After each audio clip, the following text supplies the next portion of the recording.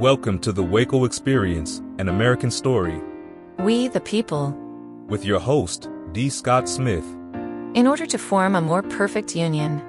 Interviews with leaders in business, government, and nonprofit organizations. Promote the general welfare. Jobs, products and services, and infrastructure for strong communities. Secure the blessings of liberty. The WACO Experience is an American story, a story of communities across America. It is your story.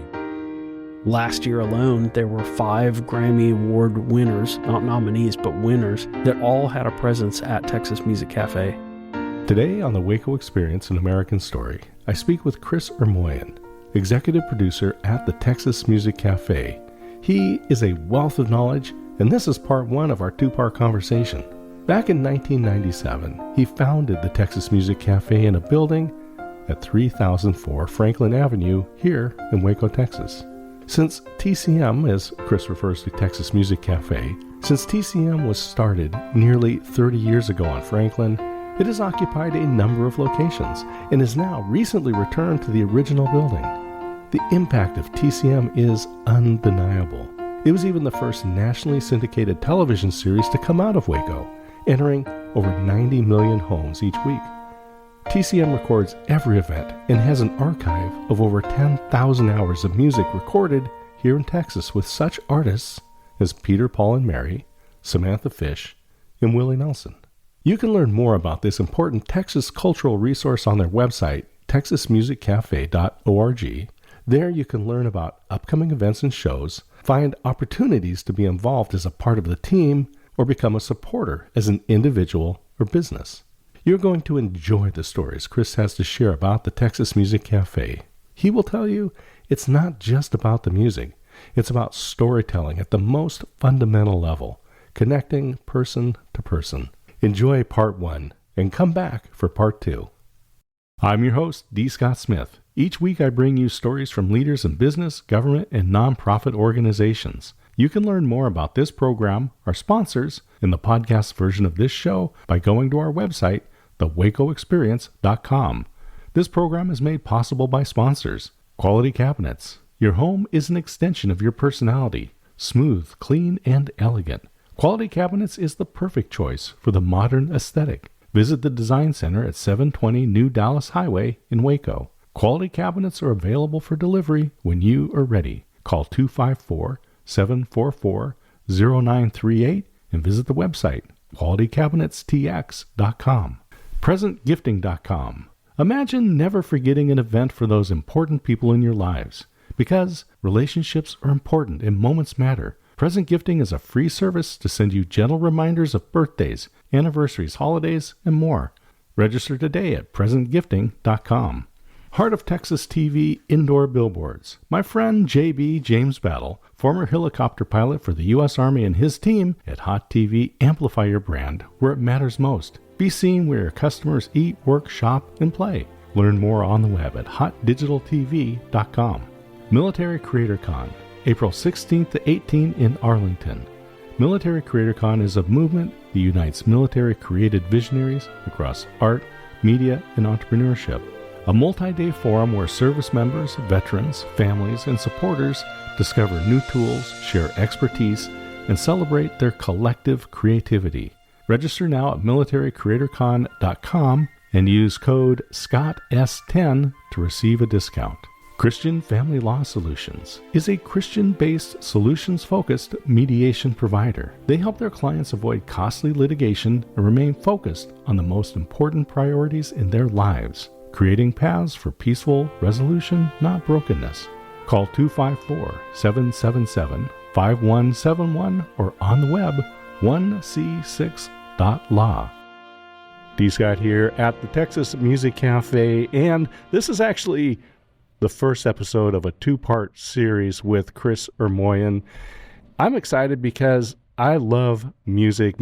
God created music like nothing else. If I start telling a joke and you heard it, like Scott, I've heard that one, especially if I said it earlier that day. But man, I tell you what, a song on the radio, we can hear it 3 or 4 times in the same day, and we're still singing along. Chris, welcome to the WACO Experience, an American story. Thank you, Scott, for having me. Let's talk about the Texas Music Cafe. In this episode, we're going to talk about what it is, kind of some of the history, what's coming up. And then in the second episode, we're going to dive and extract a lot of information out of your brain, because you have deep knowledge, personal experience from the time you were a small boy. Stories that'll scare you. All right, Ghost Stories coming up on the WACO Experience with Chris. You're the executive producer here. Tell us, what is the Texas Music Cafe and where can people find it? The Texas Music Cafe is a variety music, TV, radio, and internet program that began in 1997 and has continued in many different forms and fashions over the years. And the Texas Music Cafe just moved to a new location from downtown. We just moved to a new old location. This is actually where... There we go. Yeah, this is where Texas Music Cafe began in 1997. A ragtag bunch of young, hopeful musicians with a lot of time on their hands, a lot of talent and untapped potential. And I just came in and focused that potential. I hate seeing anything go unused. I'm all about recycling, or just using. Basically, the philosophy has always been to use what you have and do the best you can with what you have. And that's kind of been an underlying theme. And at times we've had lots of resources of all different kinds, and other times we had very little, but the goal was to always continue to make content. So that's what we've done. When we began, I was running this as a recording studio, and I had country bands, rock bands, rap bands, folk bands, punk bands, Tejano bands, and they all cross-pollinated while they were here. They met each other, they began to play on each other's recording sessions, and became friends, and it just became a hub. And any downtime that they had, they were all making records and all trying to get airplay. And Clear Channel Radio had bought 80% of the radio stations in the United States. So none of my friends or none of the work that we were creating, almost none of it, was getting any airplay. So I was seeking a way over, around, under, or through that problem. And I had been working in public television previously, and my two older brothers also worked in television on broadcast TV, in different facets of production and in sales. So again, I see resources and untapped potential. And what I did is just took what everybody had. I've always been more the merrier about everything. So I took all of these things, elements, plugged them in, and gave us a common purpose and a common goal to aim towards. And I think people in Waco, especially at that time, were just excited to do anything.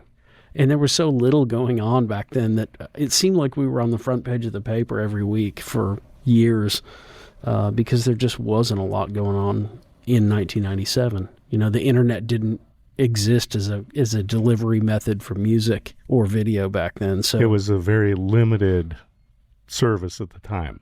Definitely.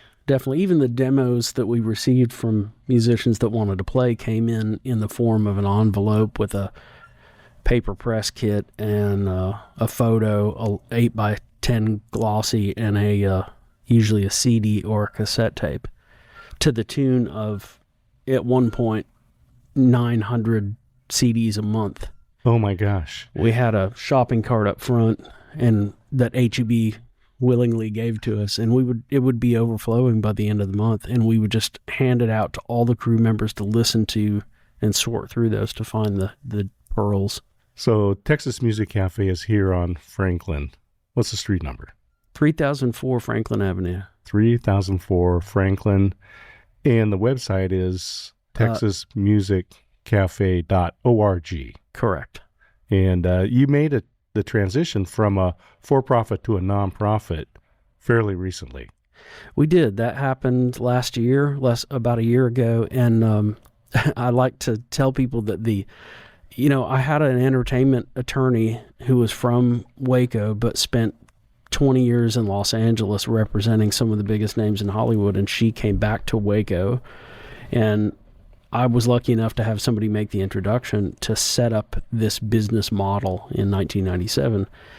It's amazing how little thought had gone into that. She asked me, do you want to be a for-profit or a non-profit? And I said, what's the difference? And she said, well, you may want to sell it someday or something else. And I said, well, sure. Yeah, that sounds great. So we launched it as a corporation.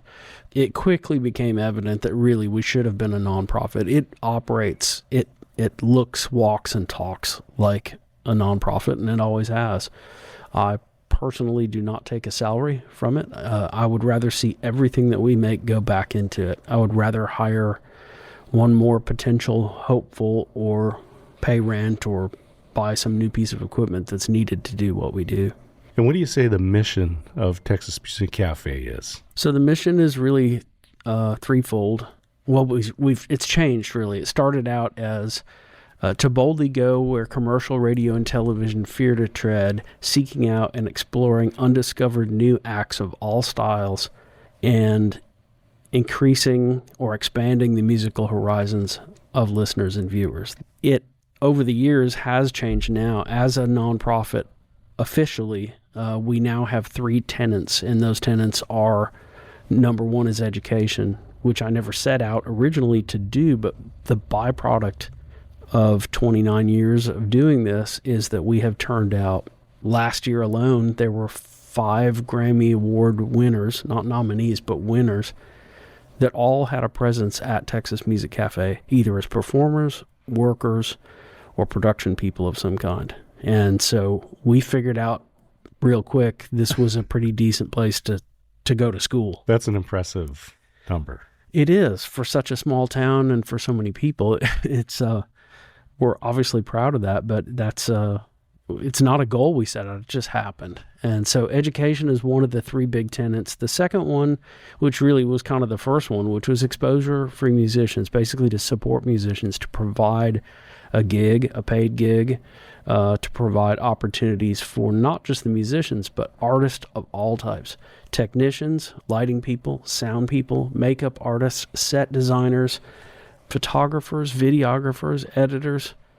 In 2019, during the pandemic, which I know this is why it sticks out in my brain, is because when nobody was really doing anything, we hired 47 independent contractors. So in Waco, we created 47 jobs for artists and technicians. During the shutdown. During the COVID shutdown. Yeah. So, and we're able to do more than that, not during the shutdown. So we have definitely impacted the workforce in the arts. So that is the second tenet, really, is just activity begat activity. Mm-hmm. So to do what we do creates activity, creates jobs, and creates opportunities for artists of all types. And then the third thing, which again we didn't set out to do, is history preservation. It was only about 10 years into this when I got a call from the Center for Texas Music History, a guy named Dr. Gary Hartman that started it. He literally wrote the book on Texas music history. It's called The History of Texas Music by Dr. Gary Hartman. Didn't know him from Adam. He called me and he said, I noticed you didn't do a season. You didn't turn out a season after 10 years. And I said, that is correct. And he asked me why not. And I gave him a litany of reasons that involved everything from health reasons to financial to being physically, mentally exhausted and everything in between.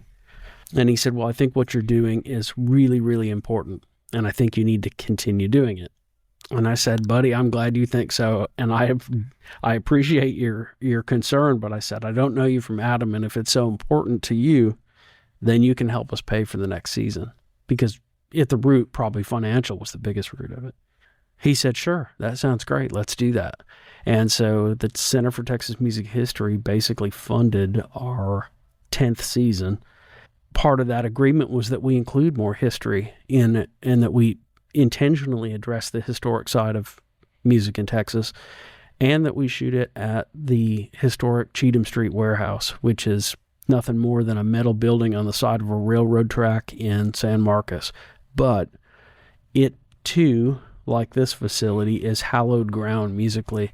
It has launched that space and really the influence of Kent Finley launched the careers of George Strait, Todd Snyder, Bruce Robeson, Terry Hendricks, Lloyd Maines, Randy Rogers, just hundreds of people that have come through there that Kent taught them to be better songwriters and better performers and gave them a place to do that. I'm actually just met with the Cheatham Street Foundation that Kent set up. Kent has since passed, but I am still in contact with them and looking at doing some work to help them out in the future. But it is the Center for Texas Music History and Dr. Gary Hartman that helped resurrect this, because I really was kind of at the end of my rope.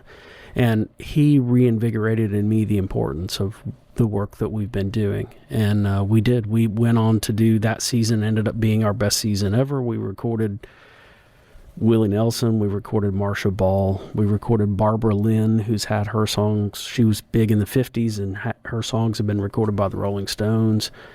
I got to meet just incredible people in the process.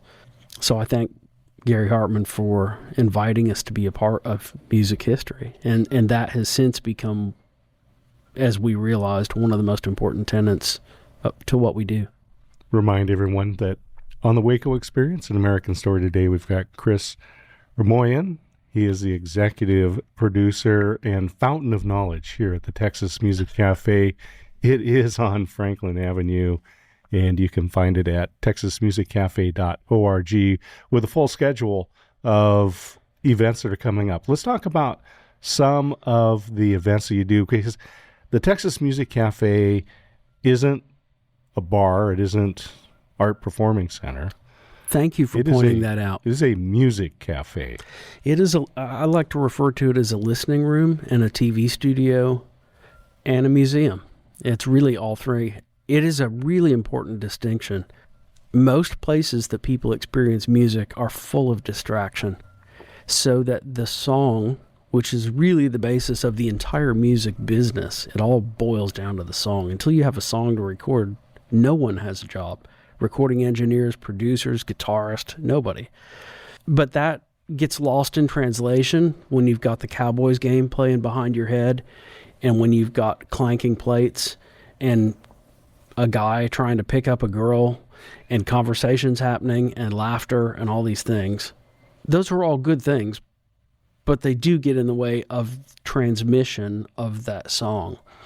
And what we have that nobody in this town really has, it's basically a big living room with all your friends and the artist communicating their songs. And I like a songwriter, an artist, takes the most personal and difficult moments of their life and shares them with people who don't know them, which is vulnerability, and it's difficult to do.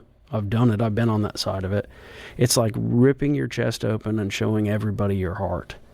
And when you do that in a bar and no one's paying attention, or they're watching the Cowboys game, and it's not really their fault. I don't blame the public for that. The environment is just not set up for it. It's set up for a different purpose. The environment is to sell beer. And again, I have no problem with selling beer, but our goal was to set up in a way that nothing got lost in translation. And when I see adults and kids, because we are an all ages facility, well-behaved children are always welcome with parents. And well-behaved adults. And well-behaved adults, yes. With their children. Luckily, we never have problems with that. It is an all-ages kind of thing, and we want everybody at all levels and all ages to experience it. If we talk about history later, I will tell you about my own experience as a child and how music redirected my life. When we have our second episode, we're going to go into some of that deep knowledge that you have in your experience. When I was here with my wife for the singer-songwriter event that night, one of the songwriters, and I know he's been a part of the Texas Music Cafe often, but he came in and shared a song about the passing of his daughter. Yeah. And I'm sitting there with my wife thinking, how can this man get through the song. There's no way I could tell the story that he told, but he told it in song. And as you said, he told the story, then he played the song. Mm-hmm. And we're right there. We're like 6 feet away from him. Mm-hmm. You felt what he felt, at least a piece of it. And that understanding, that sharing of a moment in your life, that just doesn't happen in those places like bars and other places, not very often. So that is exactly what we're trying to facilitate. It is a direct line from the songwriter to the audience. The other part of that is that the songwriter, Saturday we had Walt Wilkins. He's a Baylor graduate. He was in the film school at Baylor, and he's now a full-time musician. He's done really well for himself. Pat Green and others have done his songs. You probably know his songs from other people doing them. But there's also something really great about getting that drink of water from the source. There's no purer way than to drink from the source. And when we have an artist that is a songwriter, which is mostly what we focus on, is people doing their original material, that is another thing that it's rare. And that's different in itself, where many venues don't want original music. Correct. Because they want covers, because they come in, they want people to sing that George Strait song that they're familiar with, and that gets them singing and dancing and sweating and buying beer. Right. But it's very different. I call it a Sweet Home Margaritaville. Perfect. Yeah. So, I like to make the analogy that, and I believe this is true, if Willie Nelson stood in line, a 17-year-old Willie Nelson stood in line all day to perform for The Voice, he would have gotten about 5 seconds into his audition, and someone would have said, "I'm sorry, Mr. Nelson, you're just too nasal. Next, please." And that might have been the end of his career. But that is exactly how musicians are found and discovered nowadays. The sad part about that is that Willie Nelson is literally a national treasure. And what we seek in looking for artists is style and originality and longevity. Willie Nelson doesn't look great in a tight pair of jeans. He's not pretty, and his voice is nasal. But he's written some of the most important songs in history and shared those with people, and they would have never gotten out in today's model. So in the way that we present music, we are a musical unicorn. Most people have never seen or touched or heard or fed or pet a unicorn. And when you come here, you will experience a musical unicorn. And most people have never seen that. They've never absorbed music in that way, because music now is taken for granted. It's background, it's noise, it's free. So we try to do things differently. And the people for 29 years have responded to that. I mean, as we've gotten older, unfortunately, a lot of our crowd has gotten older with us. And young people absorb music now through a $4 pair of earbuds over Spotify of an artist or an AI-generated song. And that connection, like you spoke about with Bill Sibley telling the song about his daughter's passing, I'm just afraid that that's getting lost. Our slogan most recently is music history in real time.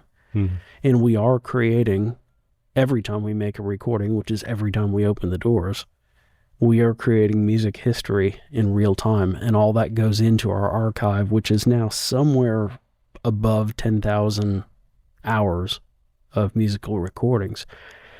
It is what I've spent the last 29 years of my life doing. And before that, again, when we get into history, but my brothers and I did plenty of that as children. We started doing it. So I'm not a vault of knowledge.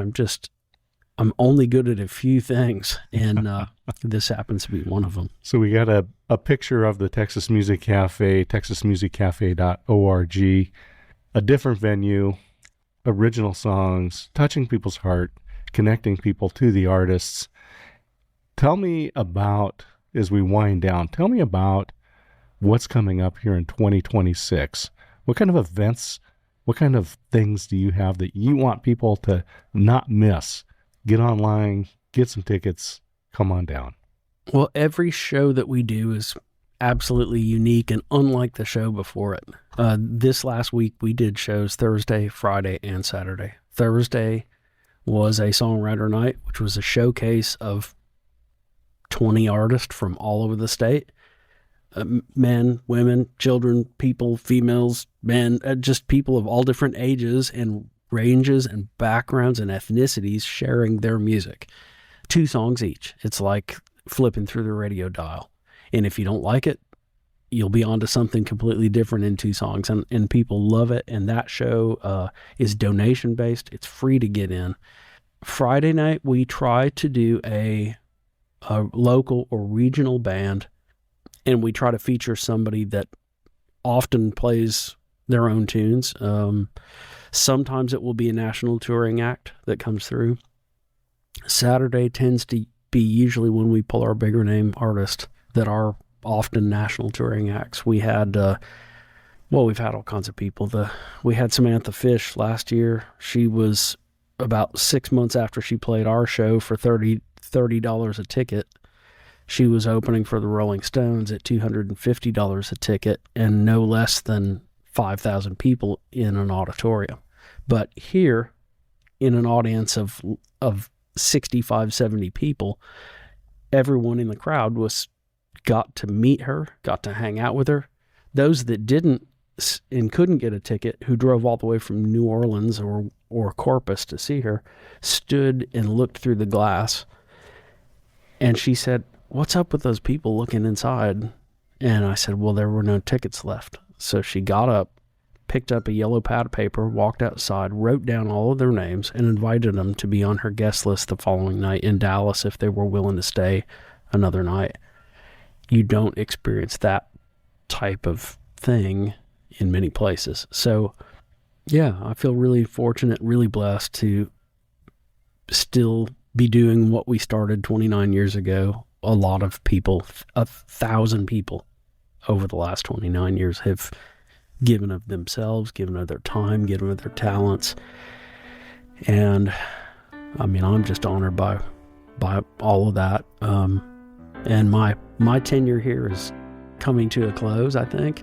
I have plans for other things that I want to do in my future, which is to dive into all of those recordings while my brain is still able to remember when and where. For example, I have a recording of Peter, Paul, and Mary, probably the last time they ever played together, recorded around a campfire with about 12 people.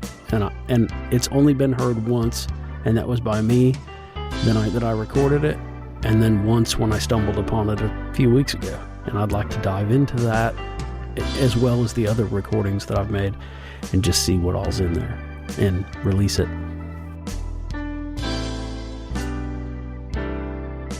The WACO Experience, An American Story, is a production of D. Scott Smith Company, all rights reserved. Thank you for listening.